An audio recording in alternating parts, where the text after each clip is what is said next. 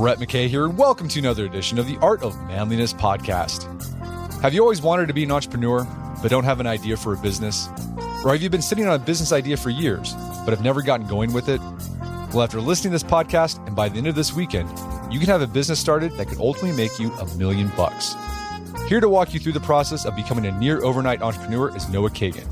Kagan is the founder of AppSumo, a software deal site, and a half a dozen other multi-million-dollar businesses, and is the author of $1 Million Weekend, a surprisingly simple way to launch a seven-figure business in 48 hours.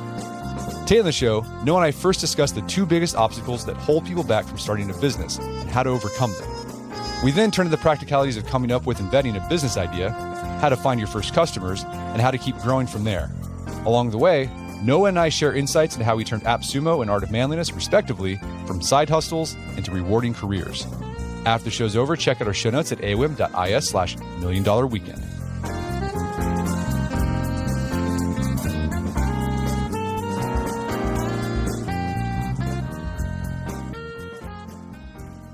All right. Noah Kagan, welcome back to the show.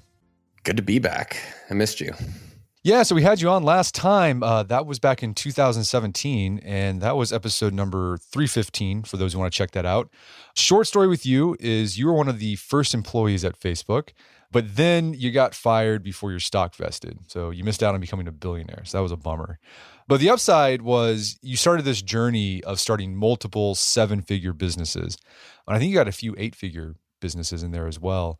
And then you've also been teaching other people how to start businesses. And some people have been making a lot of money with this process.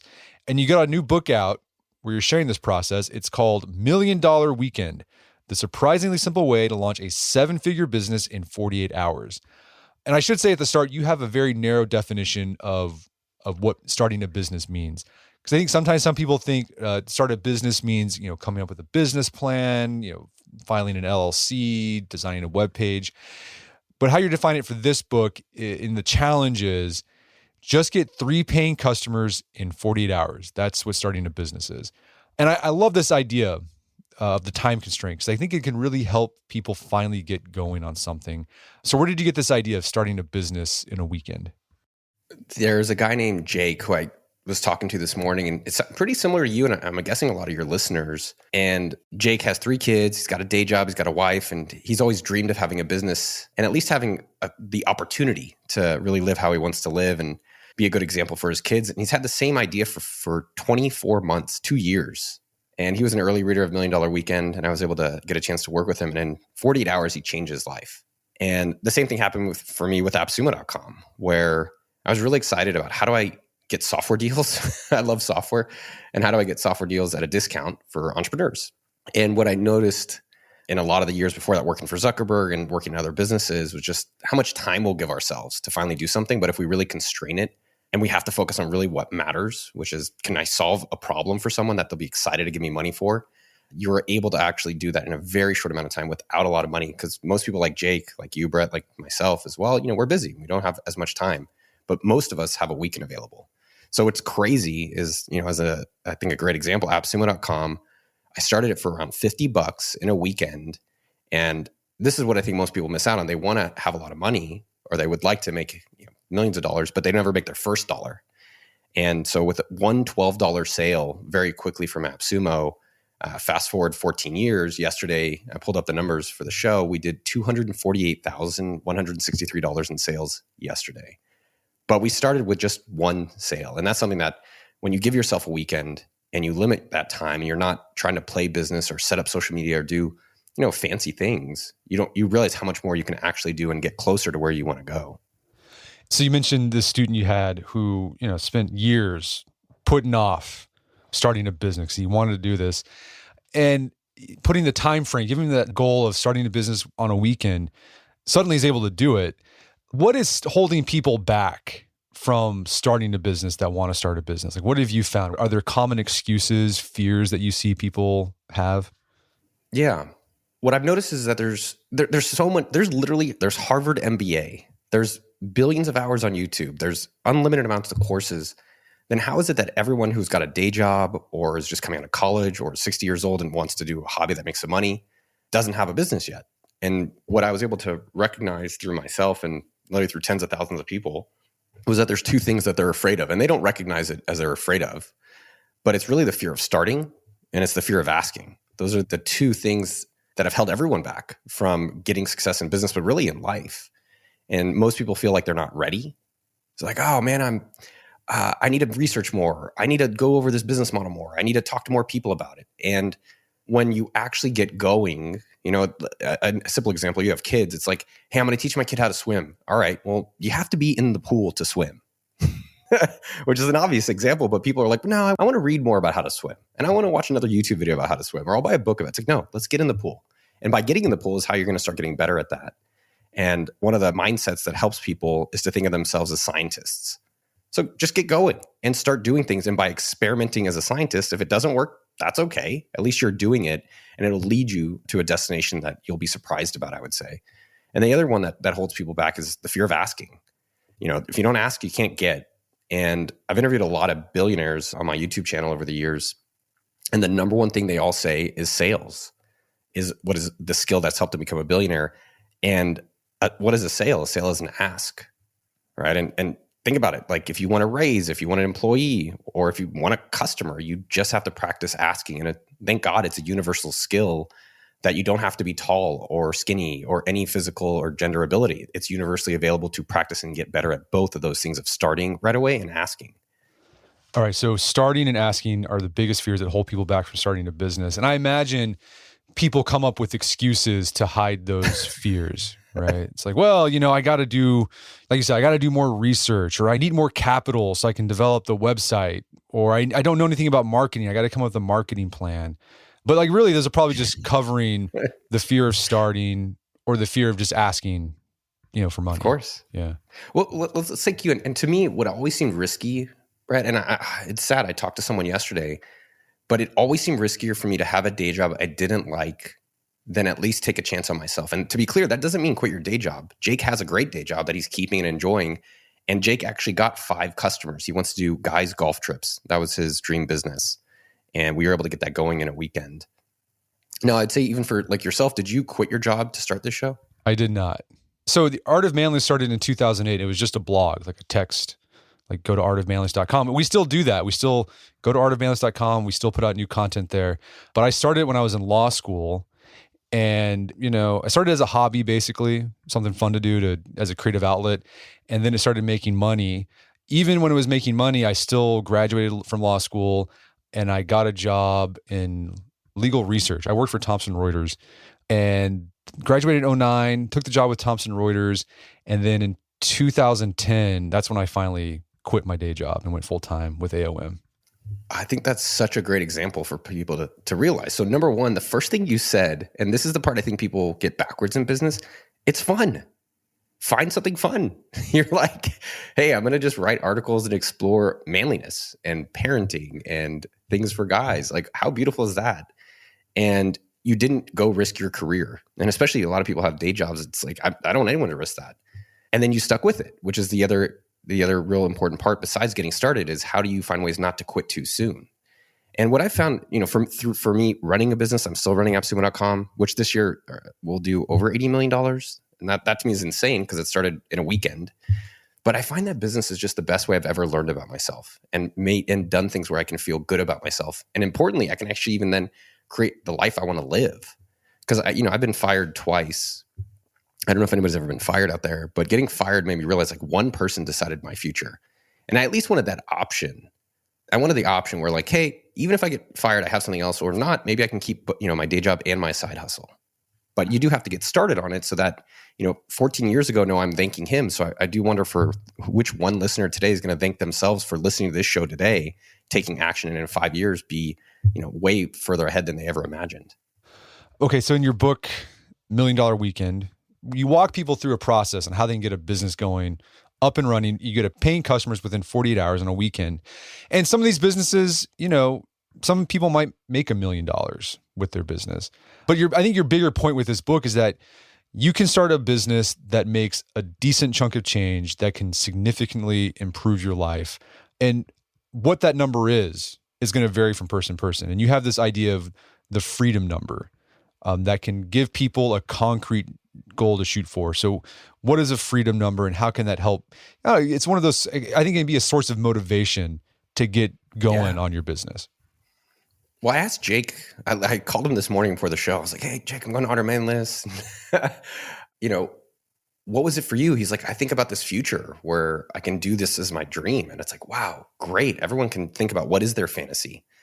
And sometimes though, the fantasy is so far away that it doesn't seem attainable. And what I recognize, and this is something that I've seen be very impactful for myself, as well as I've talked to a lot of other successful entrepreneurs, which is having a small attainable monthly number where once they get their side hustle to that, then they can at least make the decision whether they want to quit their job or not.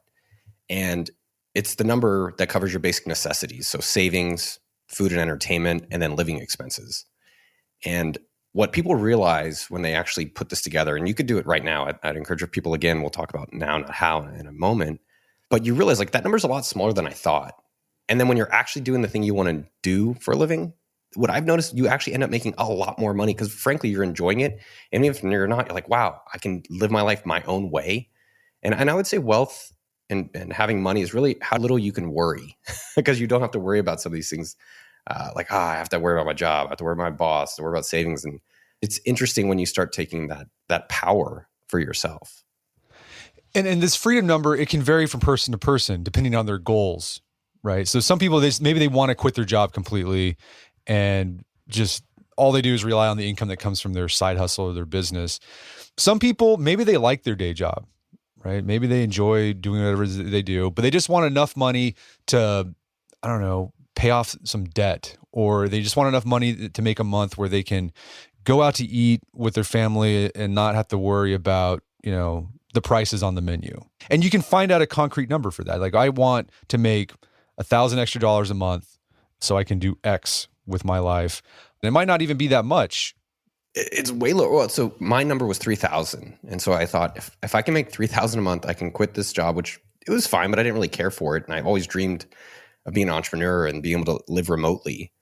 And it took a few months, but then with AppSumo, eventually got there and I was able to quit and go do that. What amount were you at when you decided to quit and go all in on Art of Manliness? I don't remember. That was 13 years ago. I mean, I think it was enough where I could, I think my magic number, this is sort of generic, is enough where I could pay for health insurance for my family. At the time, that was my big concern. Can I afford health insurance? And I think my parents and my in-laws, they were kind of concerned about that, being the entrepreneur things. I had the steady job where you had benefits, health insurance, a retirement plan, et cetera. And so for me, it's if I can pay for those things, then I'm good.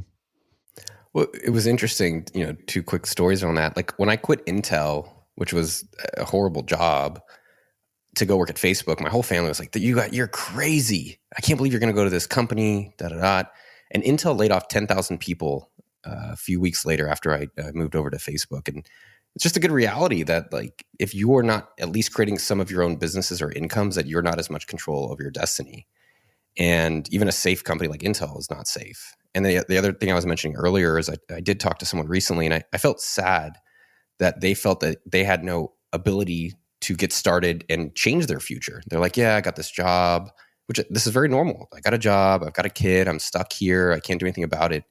And when you start taking action, when you start maybe posting something online or you start getting one person a customer in your business, and that could be the amount of ways people are getting rich is unbelievable. And I've seen a lot of it on my YouTube channel, from people doing strawberries, energy traders, there's real estate, there's a lot of different ways, plumbing.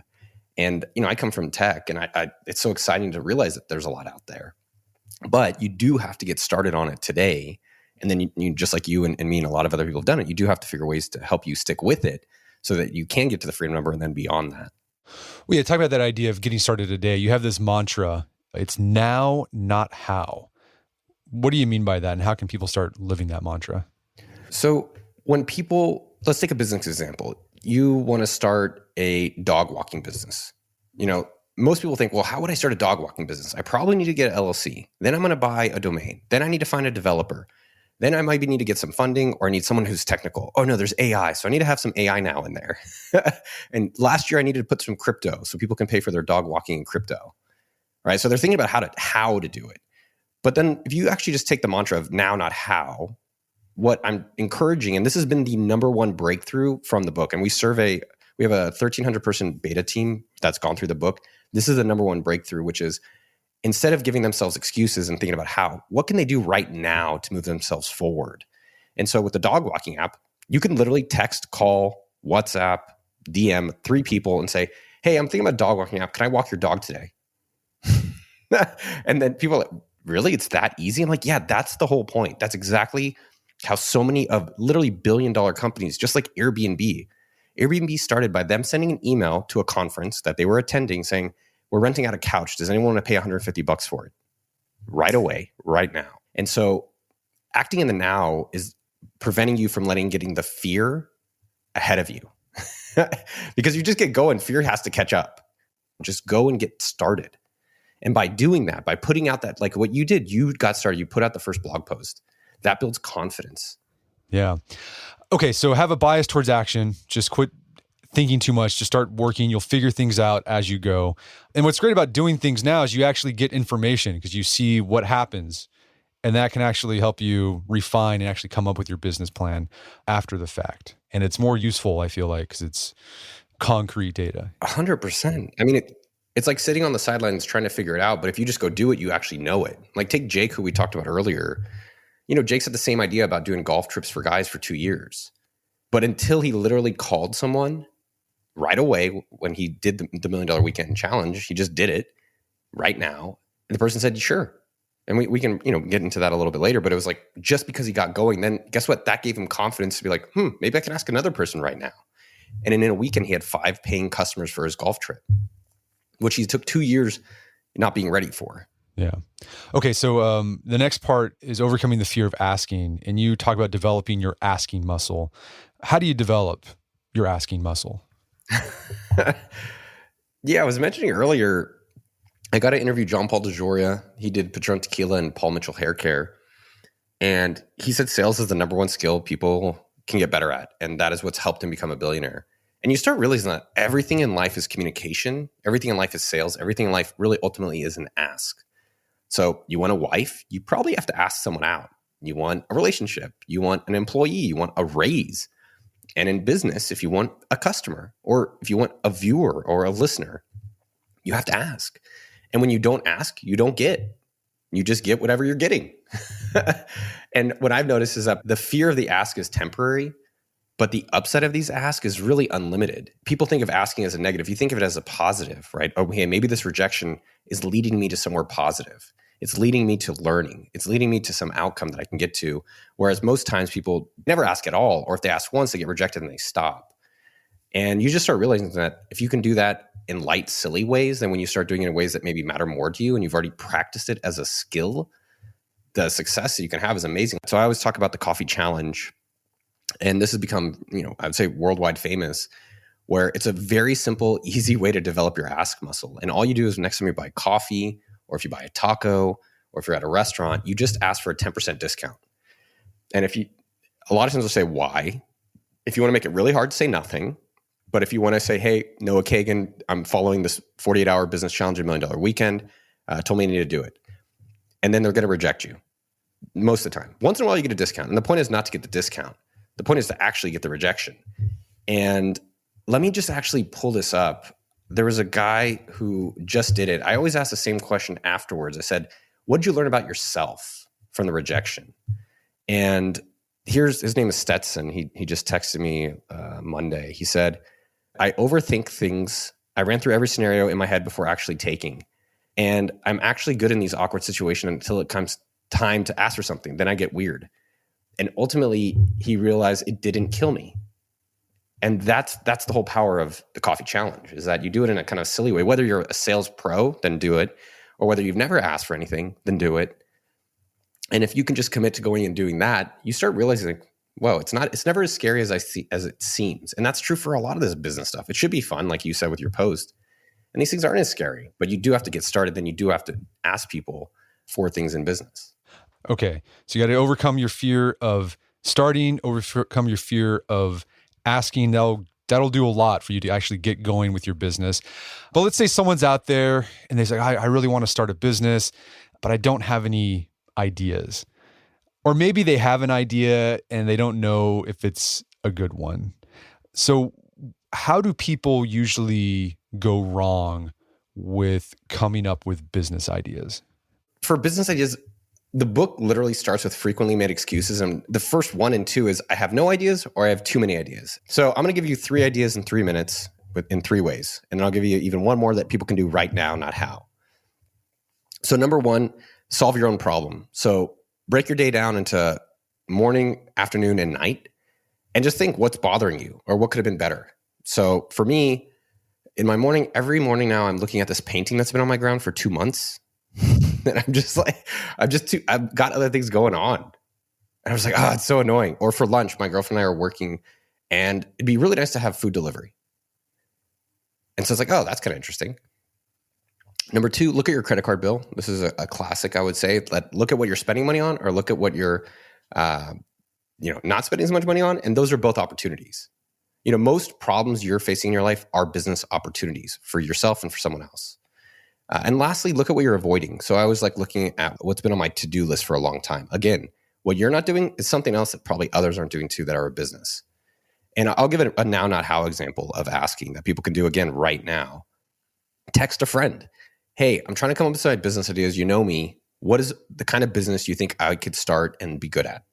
And just text someone right now. And I think you'll be surprised by just, again, asking and doing it right in the now, the results you're going to get. And most people, I don't think you can mess up ideas, right? You can only really mess up just not executing. There is stuff about, making sure it can be $1 million business, but really by just executing it will lead you to get to that place, will lead you to get to your freedom number and beyond. Right. You talk about customers want solutions, not ideas. So look for solutions to problems. And that's how I started AOM. The impetus behind Art of Manliness, when it was just a blog before it was a podcast, was I thought men's magazine sucked back in 2007, 2008. So I said, I'm going to start the men's magazine that I'd want to read. And I did. And I found out a lot of other men felt the same way that I felt. And so that's how we started. Solve your own problems. If you only had to do one type of business, just make sure you're the first customer. AppSumo. I hated paying full price for software. I still do. Again, come back to things that at least you'd be excited. Because I've done businesses that are opportunities. Like today, AI is what everyone's chasing. It's not something I'm personally that excited about. On AppSumo, we have a lot of software deals in AI, and that's great. But for me, I'm just excited to promote the deals. So again, come back to the problems where you're at least the first customer. And I think it makes it much, much easier to stick with these businesses because it does take time for them to produce the compounded returns.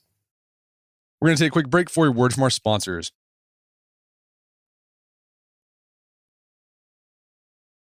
And now back to the show.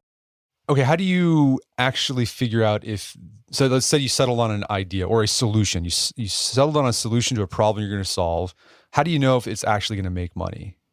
What you do need to do before we sell to customers, and this is something I was thinking about yesterday. I was watching some Netflix with a girlfriend about a masseuse. And I was like, could you make it be $1 million masseuse?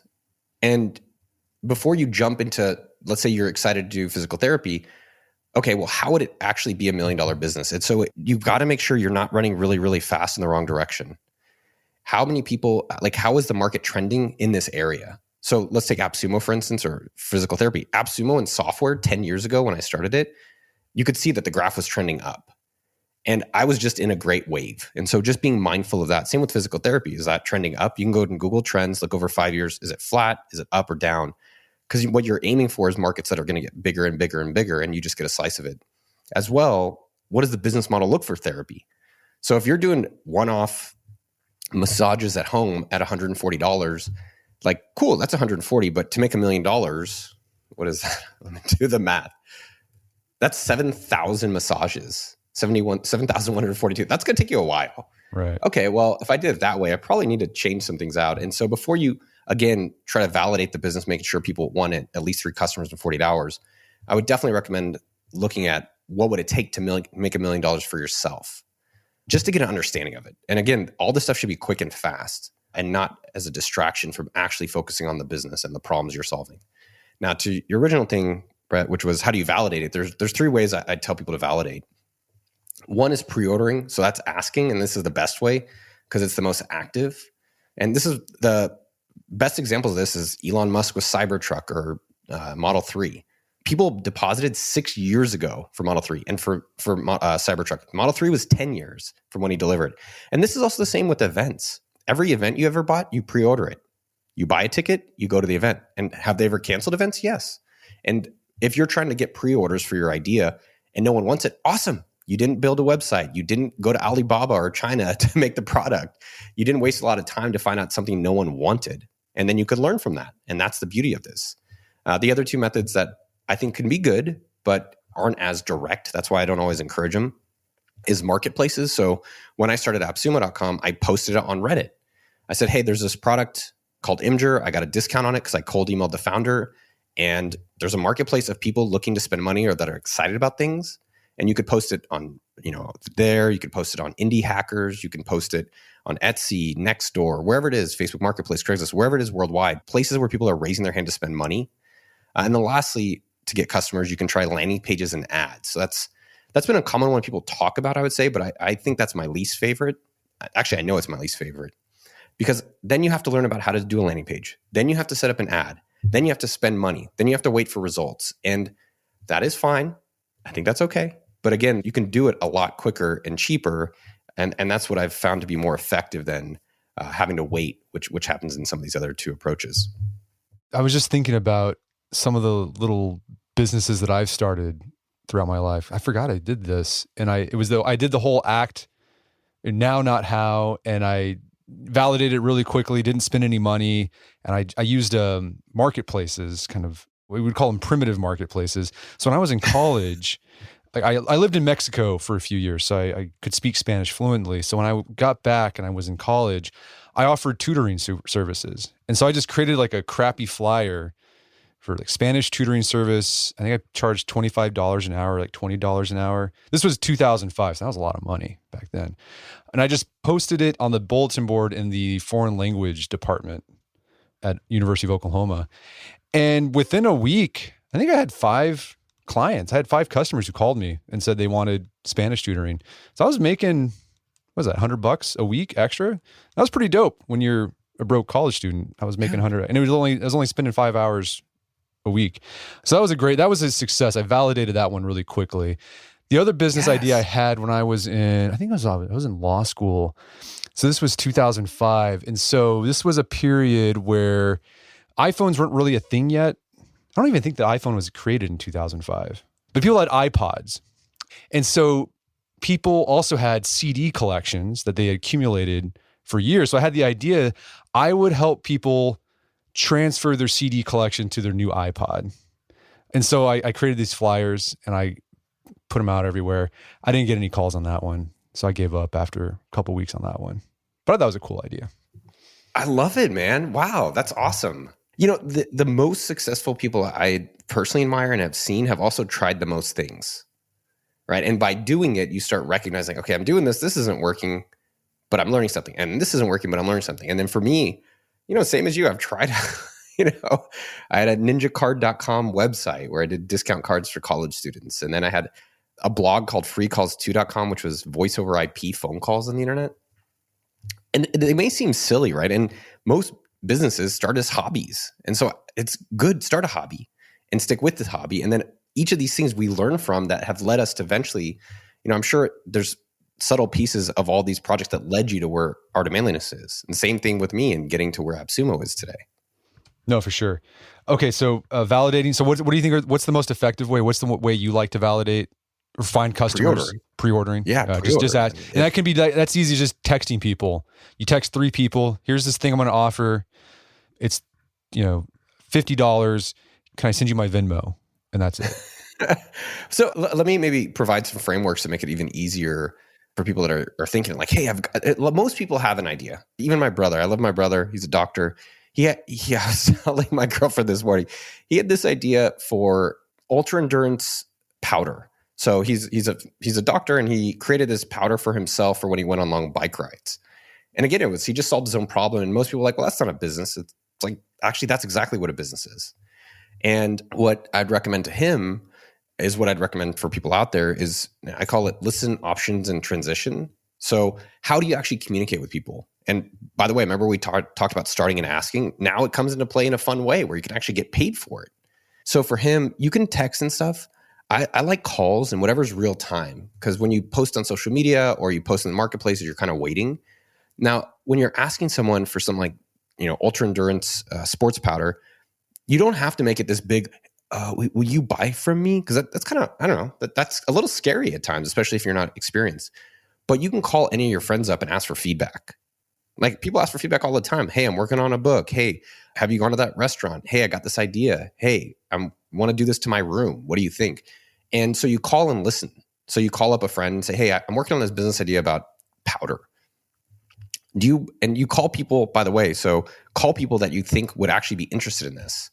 So for my brother, it would be, who have you ever ridden bikes with? He's a huge cyclist. Just make a list, call your Dream 10, and put them on a list. And now let's go through people you think would actually be customers for you. And a lot of times when people start businesses, Brett, they try to start it outside of their zone of influence. And it just makes it so much harder. So what are skills that you're already good at, and who do you already have access to? And so make a list of them. And then when you call, say, hey, I know you're a cyclist. Are you ever going on long rides? Yeah. Oh, and when you're listening, really what you're trying to do here is you're trying to elevate their problems. If they actually have them. And if they have problems, then great, we'll solve them next. If not, cool. It's not a problem for them. So for my brother, it would be, hey, are you ever tired after your rides? Are you ever tired after 20, 30, 40, 50 miles of cycling? Oh, yeah, I am. Then you create an option for them. Well, I actually have a solution to the problem you said, and it's called ultra endurance powder. I think he was calling it horse powder. I don't know, for himself. And then, yeah, you present some options for these people. Hey, here's the powder. Is that something you'd be interested in? What do you think? And again, none of this, you should never have to convince someone. If you're convincing them, you're selling them. And to me, that's aggressive versus asking and learning. And if it's something they're interested in, then the last one is T. So it's LOT, listen, option, transition. And the last one, you just transition. Sounds like you want the powder. I'm going to be putting this together. I'd love to get you as a beta customer. Is that something you could send me a Venmo, PayPal, crypto, cash, check today for $10 or $20? And again, in the process, you do need to follow a little bit of how do you come up with your pricing, which is much quicker than people realize. And you see if they'll actually pay you. And that's the truth. And people are always surprised that people are excited to pay for that, pay for their problems. They're like, wow, this is actually how it can start. And it's just so empowering. That's why I always share this story where, yeah, my first sale was $12. This little hobby where I wanted my own deals on software could then turn into where it is today, which is unbelievable. But I did get started and I found something that people were excited. And it sounds like you too. You tried things that, yeah, language tutoring, cool. And by the way, that language tutoring business could have turned into Duolingo. Could have, yeah. So when people kind of, no, it's just language. No, that can be wherever you want to take it. Same thing with, my business with AppSumo, and same thing with my brother. Like this horse powder business could turn into, GNC, or could turn into some large, health food company. Okay. So just following the advice we just talked about, now you can get a business where you get paying customers within 48 hours. I think anyone could, I think people can do that after they listen to this podcast, and they've validated a business by getting paid by 3 different customers. That's the goal. How do you grow that business to where it's making more money, you're getting more customers? Yeah, just go to your contacts in your phone, right? If you're listening to this, just go look in your contacts. Everyone has at least 150, guaranteed. And those are all potential customers. And all those contacts have other potential customers. And those really are your first customers. And people really make it way harder on themselves. And I'm like, you don't have to. It should be easy. Now, business, when we break it down in terms of how to scale a business, it's only 3 W's. So what's the problem you're solving? That's the first W, that people actually care about and are excited to have you solve. Who is that person that wants it, and where are they?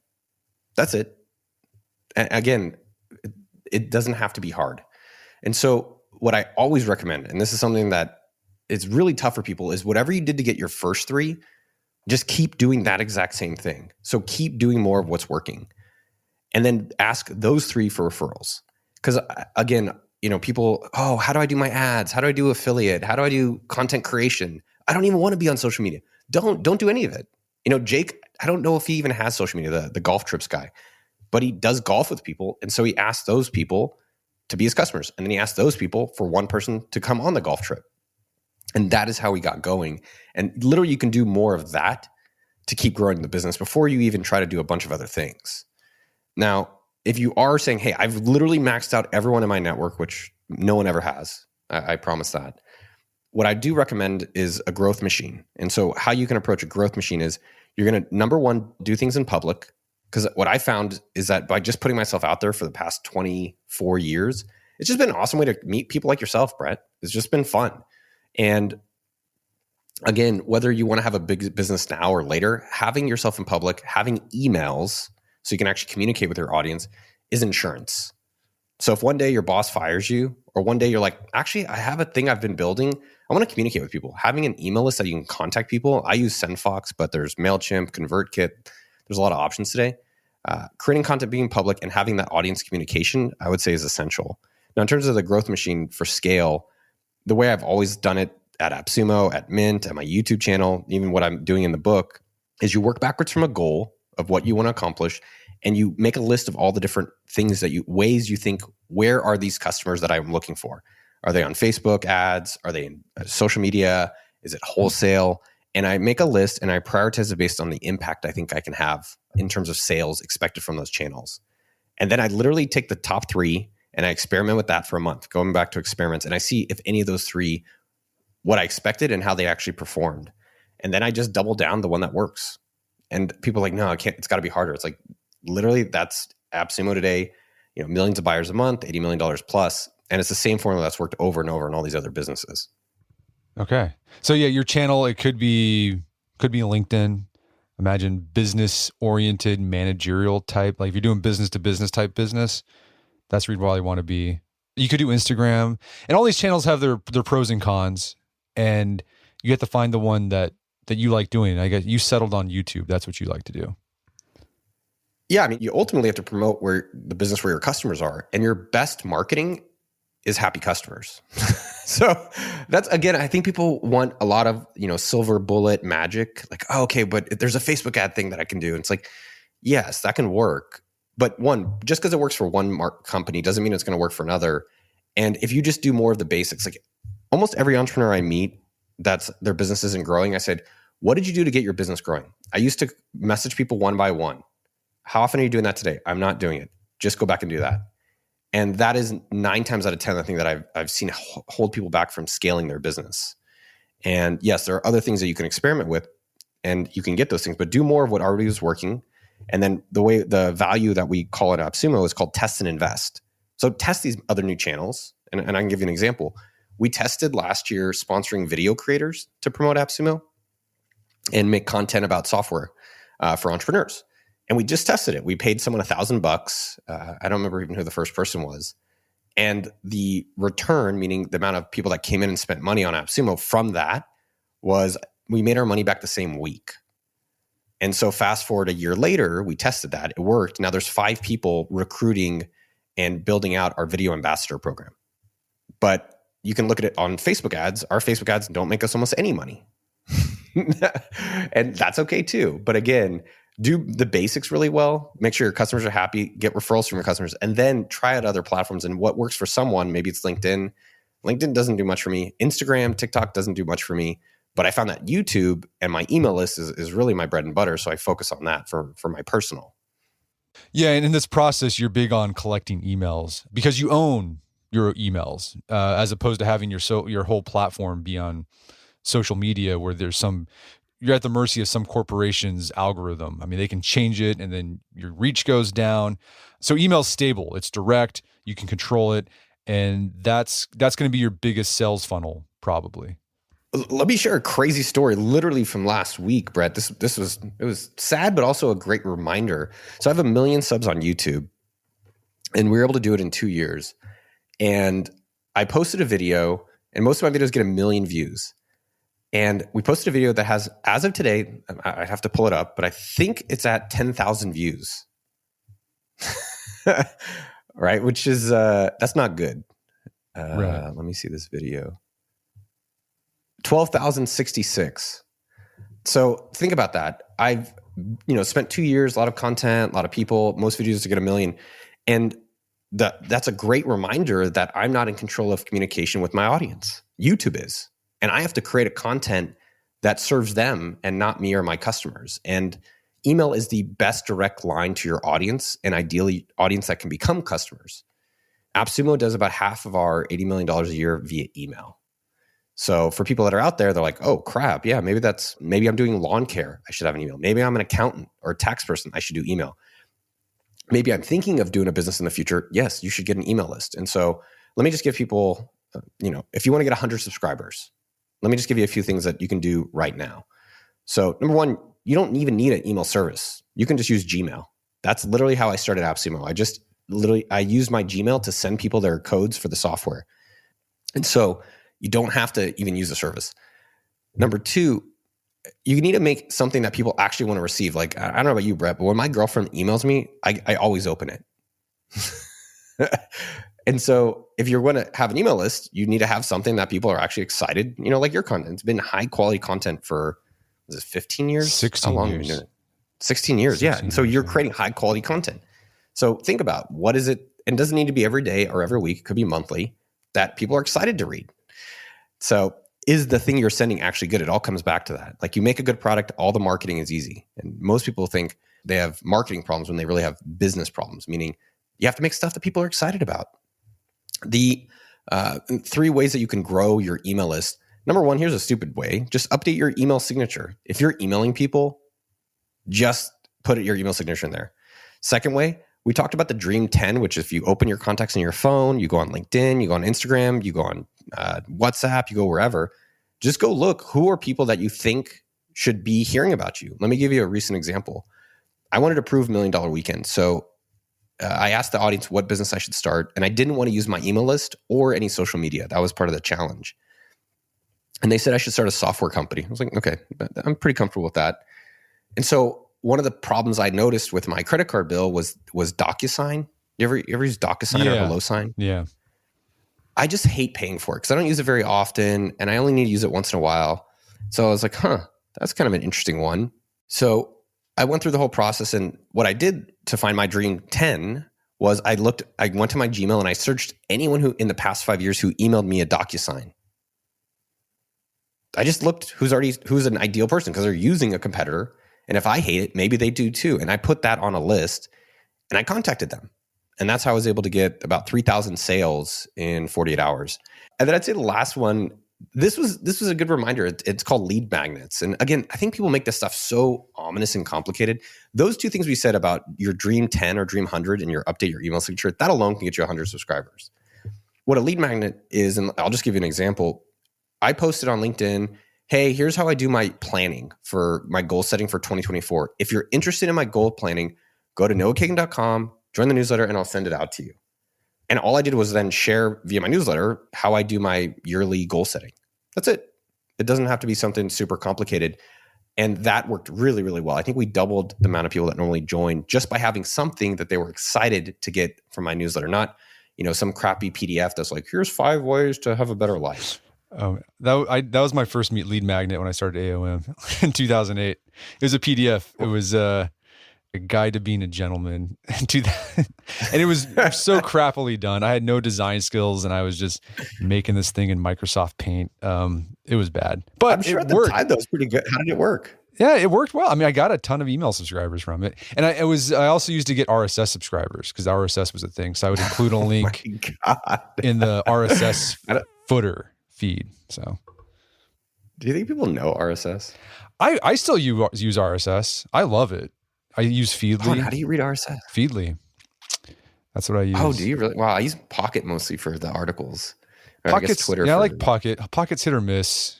Some of it's good, some of it's bad. There's certain people I like to follow regularly and get their updates. So I use Feedly for that. But yeah, we still have Art of Manliness still has an RSS feed, guys. If you're, I'm gonna sell it. It's great. It's full text too. It's not the click here to read the whole thing. You can read the whole thing in your feed reader.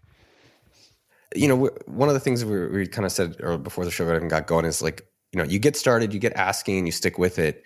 Did you ever imagine it would be like this where we are today, 16 years later? No, I didn't. I did not. I mean, when I started AOM and I had the idea for it, I was excited about it. It's this could be something. I think it could be something, but I didn't think it'd be. I had no idea it would be a podcast. I had no idea that it would be like The Strenuous Life. I had no idea I would write books based off of it. Had no idea I'd be working with my wife full-time from our house. No clue. We just did the next best thing, just took action after action after action and just did it for a really long time. And here we are now. That's it. And it's possible. I think that's one of the things people need to believe. The life I'm getting to live, I don't know if you would have told me even a few years ago, I would be able to live it. And it does take, it takes time. One, getting started, you might start realizing, it could be possible. And it does take, even writing down like, hey, what could happen in the next few years? Cool. All right, let me start today. And what do you think helped you stick with it? It sounded like you said you said something earlier about that.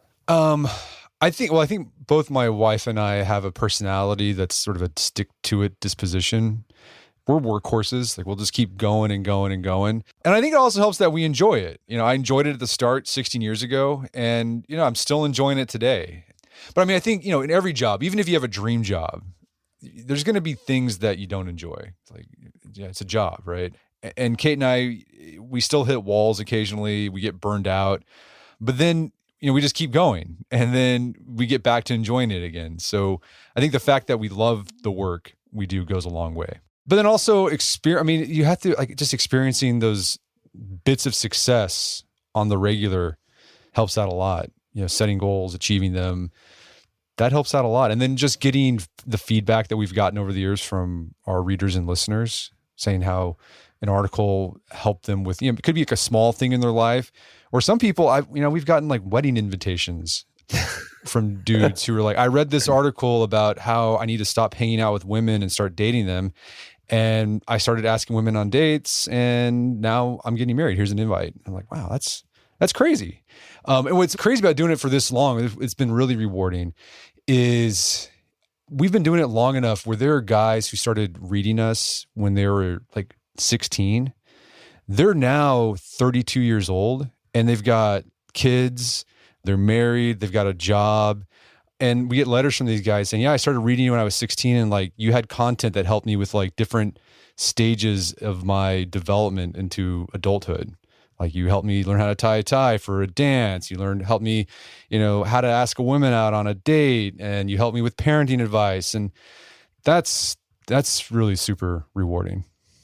That is awesome. Yeah. That was really nice to hear. I was like, tell me more of these stories. Well, no, this has been a great conversation. I think the big takeaway is you want people, after they listen to this episode, to go buy the book. I'm sure you're going to make the ask here in a bit. That's fine. But also you want people to go out, if they've had that idea for a business this weekend, make it happen. You can make it happen. Just start now and get over the fear of asking, and then follow this process. I wasn't going to ask. No, I was actually going to give you the opportunity to ask here in a bit, because I always ask, where can you learn more about your book and your work? Yeah. Okay, so where can people go to learn more about the book and your work? And is there some place people can reach out to you to report whether they started a business this weekend? Like, can they tweet at you? How do you like that? Yeah. I mean, go to milliondollarweekend.com. And what I'm excited about, I'm excited for people to get the book. I want to see them sending me a photo. You can @ Noah Kagan on all social media. And I want to see who's going to change their life in 48 hours. And people have 52 weekends to do it. They have 52 chances. And I'm very excited because I'm already seeing, I saw this guy, Jake. There's this other woman, Mackenzie, who has a greeting card business. There's this guy, Pat. He's actually featured on the back of the book. He emailed me 2 weeks ago. He quit his job. And when people realize that if they can get started today, they're going to enjoy the rewards in a little bit of time, and that they can actually do it, is exciting for me. And this book in business, I would say for everyone, is the realization of who they can actually be, and realizing it's not as far away as they thought. All right. So what was the web address again? milliondollarweekend.com. milliondollarweekend.com. Well, Noah Kagan, thanks for your time. It's been a pleasure. It's great to hear your voice again, man. I missed you. And maybe we'll do it in 5 years instead of 7. Yeah, we'll make that happen.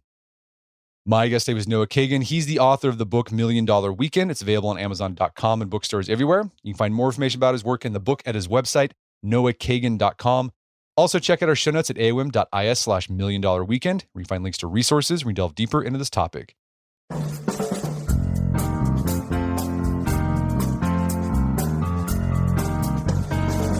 Well, that wraps up another edition of the AOM podcast. Make sure to check out our website at artofmanliness.com, where you can find our podcast archives. And while you're there, make sure to sign up for our newsletter. We got a weekly option and a daily option. They're both free, and it's the best way to keep on top of what's going on at AOM. And if you haven't done so already, I'd appreciate if you take 1 minute to give us a review on Podcast or Spotify. It helps out a lot. If you've done that already, thank you.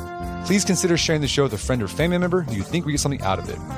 As always, thank you for the continued support. Until next time, it's Brett McKay, reminding you time to listen to the AOM Podcast, but put what you've heard into action.